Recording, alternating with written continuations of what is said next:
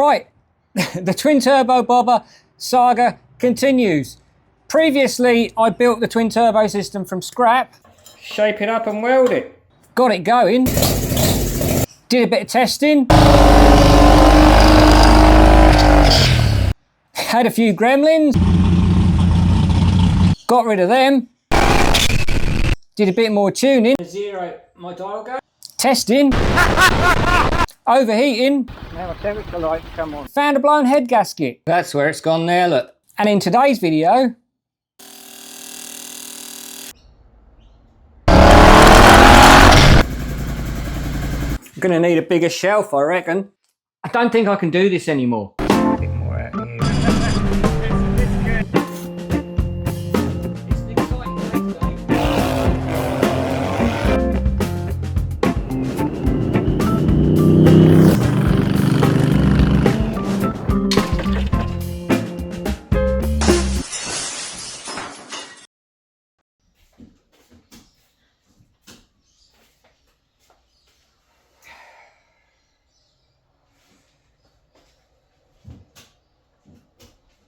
One minute, 37 seconds later. Right, it's about time I got this back on here and then got this motor back in the bike. I've had a hard week at work and I really don't feel like doing it, but I've got motivation to do it now because there's a test and tune next Saturday and I want to get my fueling sorted out, the injectors sorted out, the detonation sorted out, get it to a drag strip and see what it can do. So I just better get on with it. The way to get stuff done when you really don't feel like doing it is to just do it. But it's not quite that simple, I know. So what I do is, my plan now is just to actually get the cylinder head bolted on so the motor's ready to go in the bike. And by the time I get to that stage, I'll just probably think to myself, I can just actually get the motor in the bike. And then once the motor's in the bike, it's just a case of putting bits and pieces on, which I can do at another time, maybe later on this afternoon or tomorrow or something. But you may find I'm on a roll and keep going. So the thing to do is just do it. However, in this case, it's not going to be that simple. I don't know if you can see that, but there's a crack, quite a big crack in the cylinder, between the cylinder and the water jacket. So the cylinder's a junk, I reckon, because if you repair that and weld it up, it's going to have to be heat treated again because it doesn't have a sleeve in it. So I don't know how feasible that is. I'm going to need a bigger shelf, I reckon.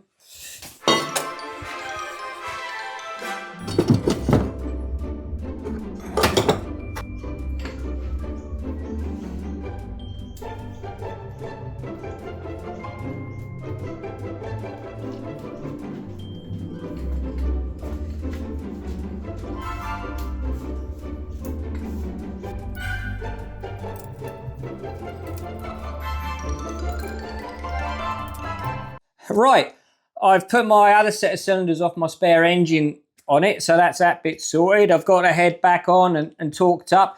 Now all I've got to do is put the camshaft in it, put a timing chain on it and the rockers and stuff, time it all up and bung it back in the bike.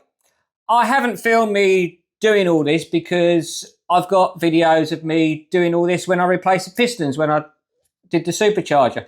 So hit that subscribe button and you can go back and look at all that if you haven't seen it. But while the bike's like it is now, I'm going to look at the injectors before I put the motor back in. I just been to the shops to get some measuring jugs.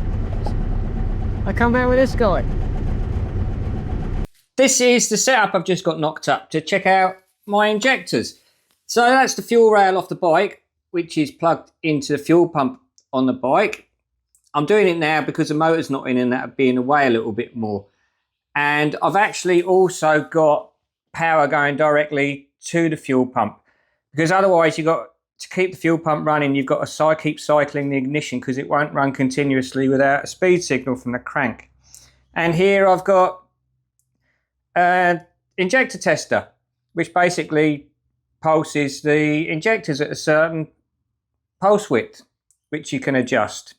And I've got a stopwatch. So my plan is to actually run the injectors for a minute to see how much fuel they deliver. And then I'll put my bigger injectors in and see how much fuel they deliver. And then I should be able to do a comparison to actually help me work out the map in for the bike and stuff as well. So I turn my injector tester on, and the pump also runs at the same time as well.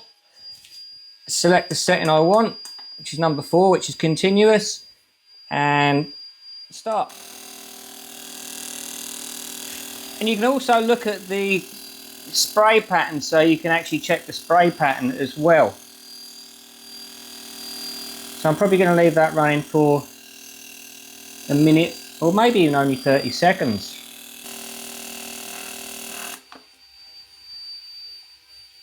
.40 I left that running for.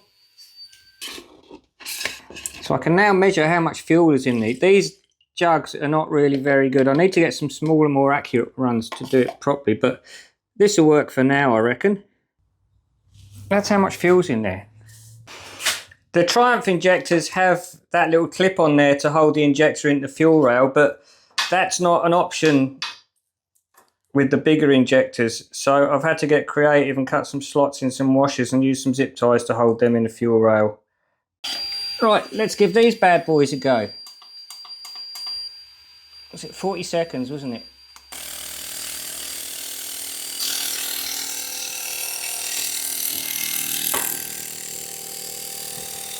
The spray pattern's not too bad. It was apparently really bad, some people have said, but yeah, that's alright, it's not too bad. We're definitely delivering a lot more.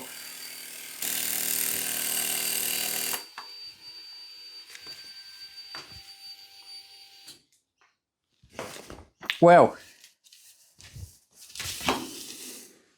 I'd say that's double.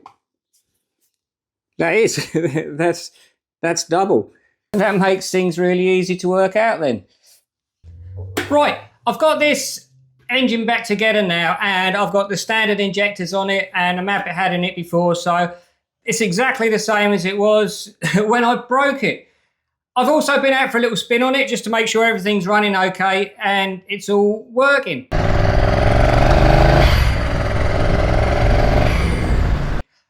I'm not going to push it with these injectors and this map. I just put these in it so that I can actually get it started and get it running. Because if I put the big injectors in and started messing about with maps and it wouldn't start, I wouldn't know whether that was due to my tuning, injectors, or something else. So if I get it running how I know it's going to work first, so I know everything else is right, which it is. So now I'm going to put the bigger injectors back in it, put another map on it, and start tuning it for the big injectors. So hopefully I can actually push it this time and it'll have enough fuel. Well, it's going to have enough fuel now by the looks of things, that it's not going to detonate and cause damage. Oh, and this guy, he needs a name. What do you reckon? Comment below. Right, I've just put the standard injectors back in it. No, I haven't. I've put the bigger injectors back in it. Right, let's see if it starts, because I've got the same map on it. So this should be interesting.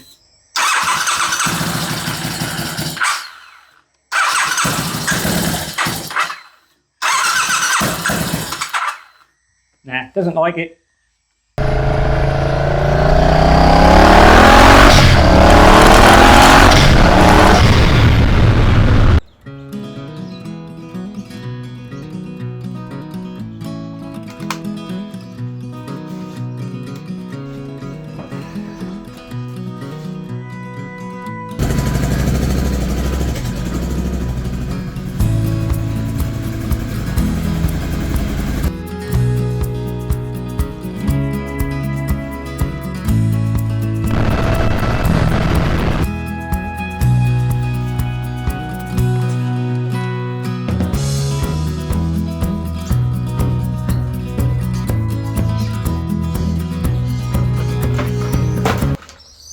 Thousands of tears later.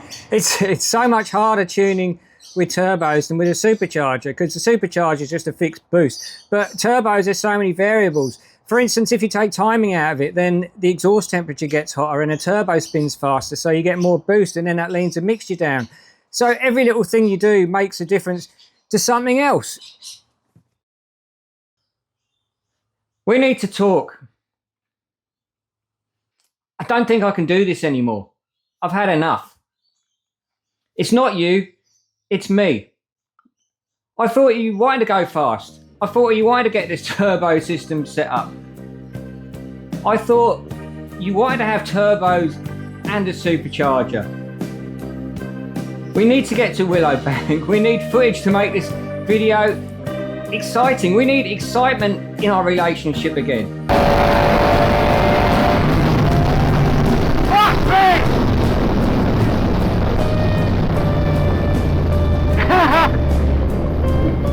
That was so good! Yes, like that. Yeah, I know it's in my blood. I know I can't quit. Alright, we'll give it another go. I hope you guys enjoy watching these videos as much as I enjoy making them. Right, what happened was I put the big injectors in it and started tuning it to get it running right. And I couldn't really get it running right, especially at idle and low throttle, because I think these injectors are faulty. I think they are bad. So I put the standard injectors back in it and persevered with tuning, trying to get rid of the detonation, which I couldn't really do.